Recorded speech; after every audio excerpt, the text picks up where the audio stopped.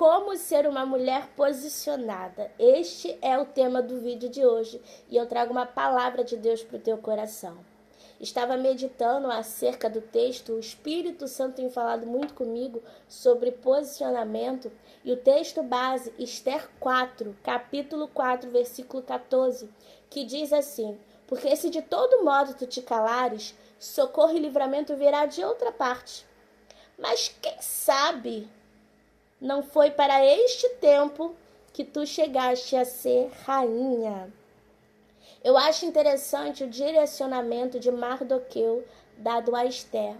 Esther é uma menina judia e foi inserida dentro do palácio da cidadela de Suzã para se tornar esposa do rei Assuero. Esther foi orientada por Mardoqueu, em algumas traduções, Mordecai, a não declarar sua linhagem, pelo menos não naquele momento. Havia um tempo determinado por Deus para que ela falasse de qual povo pertencia. Então, há um decreto. Amã, aqui é uma simbologia do próprio diabo, para destruir o povo de Deus. É nesse momento em que o tio de Esther manda um recado para ela, para que ela fosse até o rei Assuero intervir para que os judeus não fossem mortos. Então ela diz, olha, eu não posso entrar na presença do rei, porque para entrar na presença do rei precisa ser chamado, mesmo ela sendo esposa, sendo rainha. Só que ele manda esse recado para ela: Esther, se você se calar neste tempo, Deus vai levantar outra pessoa. Mas tu e tua casa de teu pai perecereis, e quem sabe não foi para este tempo que Deus te colocou como rainha. Eu falo no meu e-book, O Teu Trabalho Glorifica a Deus, que Esther não foi chamada por Deus somente para desfilar com vestes reais, mas havia um propósito a ser cumprido.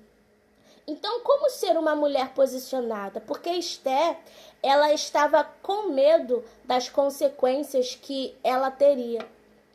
Como que eu faço para me posicionar? Primeira coisa que eu acho muito interessante nesse texto e que muitas vezes nós não falamos, a figura de um mentor por trás da mulher posicionada. A figura de um homem dando coragem para aquela mulher, dizendo: ei, Deus te chamou para esta obra. Deus entregou este propósito nas tuas mãos. Deus colocou você aí para que cumprisse esse propósito. Então vai nessa tua força. A figura, né? E aqui eu falo também para homens, porque às vezes é o homem quem precisa desse incentivo, assim como Débora incentivou Baraque. Deus já te deu essa vitória, vai mesmo, porque Deus é contigo. Então a primeira coisa é essa figura deste homem que está incentivando Esther a cumprir o propósito de Deus. E eu converso com muitas mulheres que estão prostradas porque os seus próprios maridos acabam com o ministério delas. O próprio marido diz: você não é capaz, você não fala bem, você não tem postura de mulher. E essas mulheres vão minando, porque as palavras, elas têm o poder de tirar as nossas forças espirituais. As palavras têm o poder de minar a nossa fé, a nossa ousadia. Por outro lado, quando há um homem incentivando o ministério da mulher, quando há um homem dizendo: vai, você é capaz, e não necessariamente esse homem seu marido. Aqui no caso era o tio, né? Algumas traduções dizem primo, era o parente.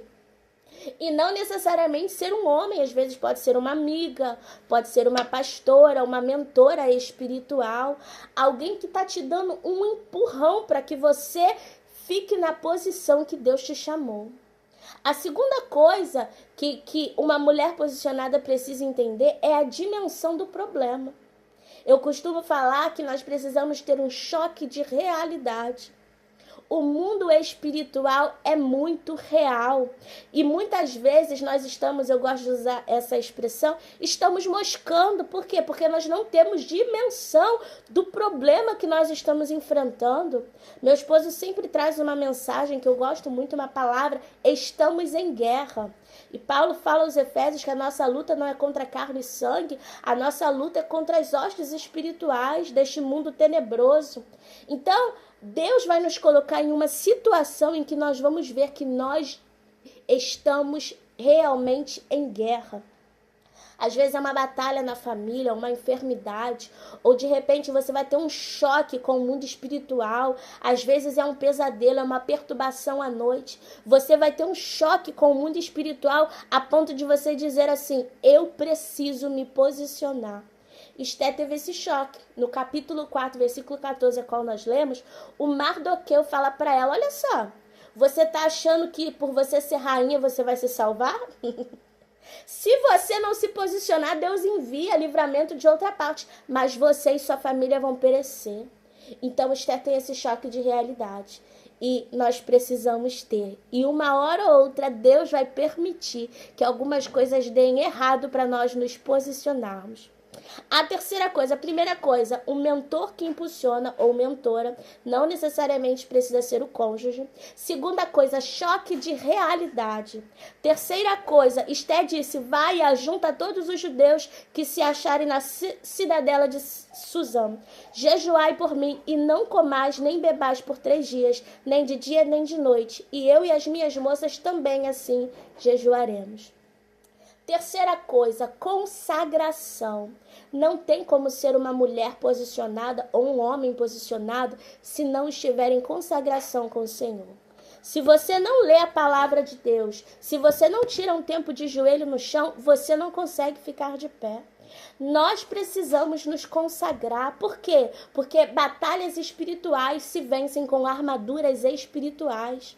Não adianta você se colocar de pé e ir para o campo de batalha se você não estiver revestido espiritualmente. Esther entendeu isso e o que ela fez? Vamos jejuar. Por quê? Porque eu tenho uma missão a cumprir e eu sei que essa missão requer um preparo espiritual. A quarta coisa que uma mulher posicionada precisa ter são aliadas. Esther juntou as suas moças, as suas servas, para que ela pudesse jejuar com elas para cumprir o propósito. Não tem como nós vencermos batalhas sozinhas. E é por isso que existem muitas mulheres que estão fracassando no meio do caminho. Por quê? Porque estão tentando andar sozinhas. Estão se achando muito autossuficientes e acreditam que não precisam de ninguém. Você não é super-homem, você não é Mulher Maravilha. Você precisa de aliados. Esther entendeu isso. E aqui, aliados são pessoas sérias, pessoas que vão caminhar no mesmo propósito que você, para você chegar nesse teu objetivo. Não adianta também andar com qualquer pessoa, precisa ser a pessoa certa para o tempo certo. E acho que agora é a quinta coisa, são as vestes. Olha só o que ela diz. E assim irei ter com o rei, ainda que não seja segundo a parecer, se pereceu, pereci. Ela entendeu que ela ia precisar arriscar a vida dela para cumprir o propósito. Só que olha só, no capítulo 5 diz o seguinte: sucedeu, pois, que ao terceiro dia Esther se vestiu com suas vestes reais e pôs no pátio interior da casa do rei, defronte do aposento do rei. Olha só, ela fez um preparo, só que o último preparo fala sobre as vestes reais. Ela não se apresentou para o rei de qualquer maneira. E essa parte aqui, irmãs, eu confesso para vocês que foi a parte que Deus mais me confrontou. Porque quando eu estou triste, quando eu estou desanimada, quando eu estou angustiada, eu não gosto de me arrumar. Eu gosto de fazer um coque, colocar a roupa mais simples que eu tiver no meu guarda-roupa, ir para a igreja, ir para a guerra. E o Espírito Santo me confrontou dizendo: não se apresente ao rei de qualquer maneira, coloque a tua melhor vestimenta. Faz parte da indumentária, faz parte do processo de uma mulher posicionada. E o Senhor me disse o seguinte: se eu quiser te usar, por exemplo, num culto, e você estiver desarrumada, você não vai se sentir bem para transitar no pátio da igreja.